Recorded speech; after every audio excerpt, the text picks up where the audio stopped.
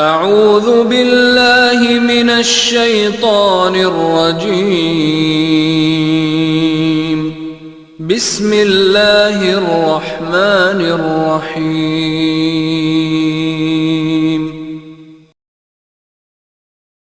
وما منا، اور نہیں ہے ہم فرشتوں میں سے کوئی، الا لہو مقام معلوم، مگر اس کے لیے مقام و مرتبہ معلوم اللہ کے نزدیک۔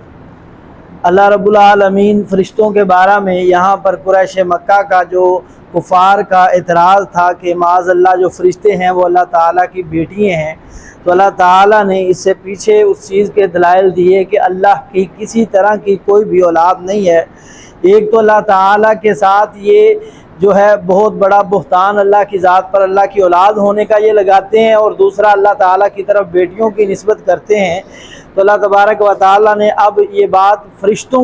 کی جو ہے وہ بیان فرمائی کہ فرشتے خود کیا کہتے ہیں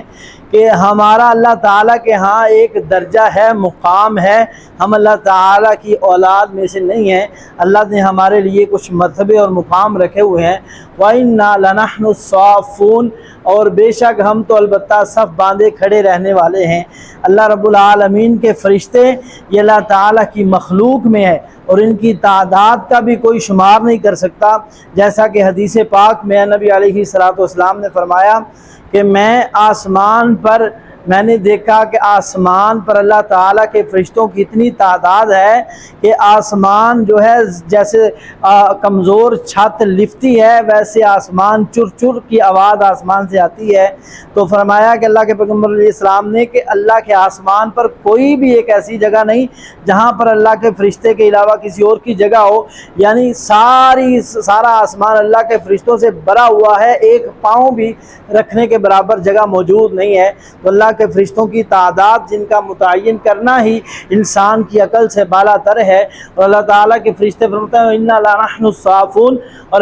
ہم جو ہے اللہ کی مخلوق ہیں، اور اللہ کے سامنے صف باندھے کھڑے ہوئے ہیں، یعنی اللہ کی عبادت کے لیے کھڑے ہوئے ہیں۔ فرشتے بھی اللہ تعالیٰ کی عبادت کرتے ہیں۔ نبی علیہ السلام نے فرمایا کہ میں نے معراج کی رات دیکھا کہ اللہ کے کچھ فرشتے قیام میں کھڑے ہیں، کچھ رکوع میں ہیں، کچھ سجدے میں ہیں، اور اللہ تعالیٰ کے بعد فرشتے اللہ کے بیت المعمور جو بیت اللہ کے اوپر اللہ تبارک و تعالیٰ نے آسمانوں پر بیت المعمور بنایا ہے اس کا طواف کر رہے ہیں، یعنی کہ اللہ کے فرشتے اللہ کی عبادت کرتے ہیں۔ وَإِنَّا لَنَحْنُ الصَّافُونَ، اور ہم اللہ کے سامنے صف باندھے کھڑے ہوئے ہیں۔ اور ایک اور حدیث مبارکہ میں نبی علیہ السلام صحابہ کرام سے فرمایا کرتے ہیں میرے صحابہ تم ویسے صف باندھا کرو جیسے اللہ کے فرشتے صف باندھتے ہیں۔ تو نبی صحابہ کرام نے سوال کیا اللہ کے پیغمبر فرشتے صف کیسے باندھتے ہیں؟ فرمایا کہ اللہ کے فرشتے جو ہیں آپس میں صف باندھے ایسے کھڑے جیسے چونا گچ کی ہوئی دیوار ہو، یعنی کوئی درمیان میں فاصلہ نہ ہو، ویسے اللہ کے فرشتے جو ہیں وہ صف باندھتے ہیں۔ اس لیے نماز کی حالت کے اندر بھی صف کی بھی صف بندی نبی علیہ السلام نے فرشتوں سے مشابہت دے کر یہ بات سمجھائی کہ فرشتے جیسے آپس میں جڑ کر ایک دوسرے کے ساتھ مل کر کھڑے ہوتے ہیں، ویسے نماز میں بھی صف بنانی چاہیے۔ وَإِنَّا لَنَحْنُ الْمُسَبِّحُونَ، اور بے شک ہم تو البتہ تسبیح پاکیزگی بیان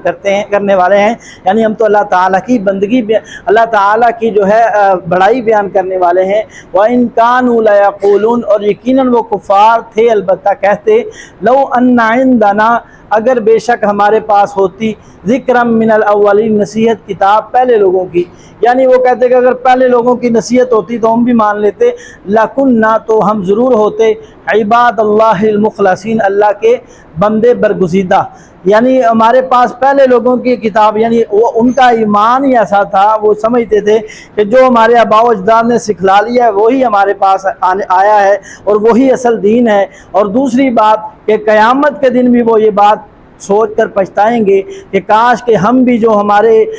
درمیان کتاب اتاری گئی اس پر عمل کرتے اور ہم بھی نیک بندوں میں شامل ہوتے۔ فَكَفَرُوا بِهِ، تو انہوں نے کفر کیا اس کے ساتھ، فَسَوْفَ يَعْلَمُونَ، پھر ان قریب وہ جان لیں گے، یعنی وہ کتاب یعنی قرآن پاک کا انہوں نے کفر کیا، قیامت کے دن اس کے بدلہ میں جو عذاب ہوگا وہ جان لیں گے جب سامنے آئے گا۔ اللہ میں سمجھنے کی توفیق عطا فرمائے۔